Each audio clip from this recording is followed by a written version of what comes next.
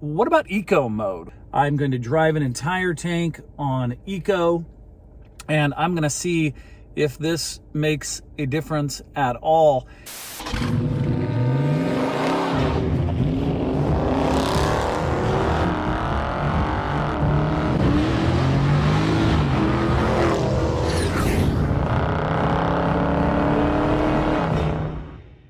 Welcome back, Shane GTC. Here I am in my 2023 Toyota Camry V6 XSE. And you know, it's got 3 buttons here: Eco, Normal, and Sport. Now, I've talked a little bit about Sport before. Other than a slightly, I don't know, what's the word, sharpened or heightened throttle response and a red display across the dash, I don't really feel much difference. And admittedly, I don't read a lot about Toyota Camry saying that this is going to magically transform this car into a sports sedan. You can see my other video for that. But the real question is, what about eco mode? What does it do? Now, according to Toyota's claim, it throttles your climate control. It does not allow you to do your seat heater. How about that? Your seat heater. And it also blunts your throttle control, hoping that you drive more smoothly and that you can get 2 to 3 miles per gallon more around town driving. So I'm going to put this to the test. I took a screenshot of the driving on normal with a full tank of gas. I'm going to drive an entire tank on eco, and I'm going to see if this makes a difference at all.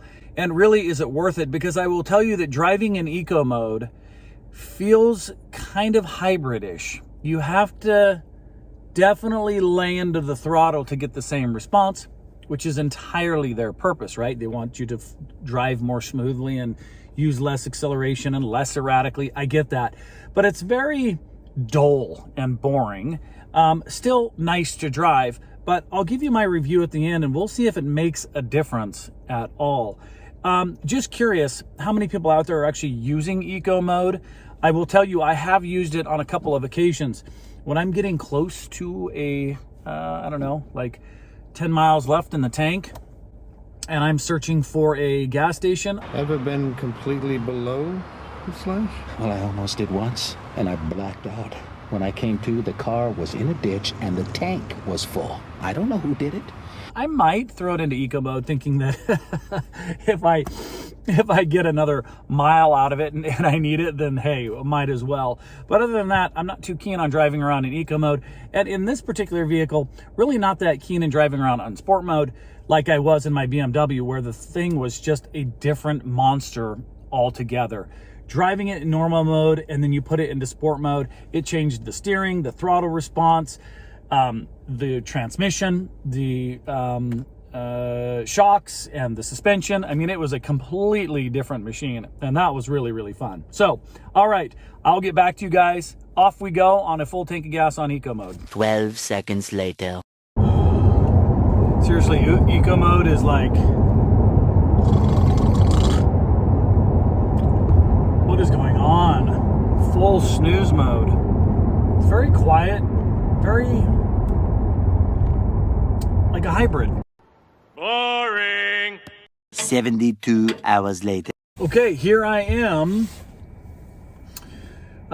sitting at the gas station, and I've got 2 miles to empty, which is roughly what I had before. As you know, I drove on eco for this entire time.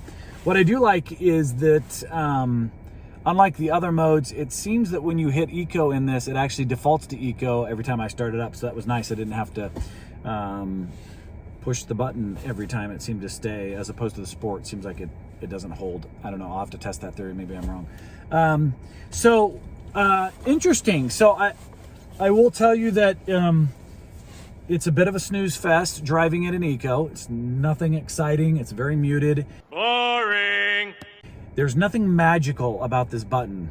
I think it's more of a physical constraint, right? Which means it's not like cylinder deactivation. You're technically not doing anything in the motor that I've read. It's really about blunting the accelerator effect. And so you're basically getting this sort of positive or negative feedback. and you tend to curtail your driving and lower your expectations. So I get in the morning, I push on the accelerator, it's very sort of slow and docile, and so you tend to change your driving habits and behavior to, you're not romping on it all the time, you're not jumping on it, and you're just driving nice. And so one disclaimer is I did take one trip, and so I got some highway miles. I don't know how much that affected. I did a little bit of highway before, so I think it's pretty fair. But what's interesting is previous best without Eco, 24.8, on Eco, 30.4. Not bad, not bad. That's a pretty good jump from just changing your driving behavior. Is it enough for me to drive an Eco all the time? Probably not.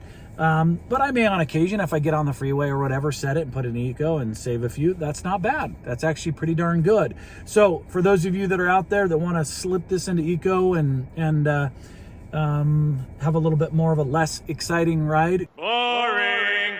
go for it. I do know that when it's in Eco, if you change the settings to like air conditioning or even go up to defrost, the Eco button goes off here. So I know it kind of changes climate control. I was able to use my seats, heated seats the whole time, and my steering wheel.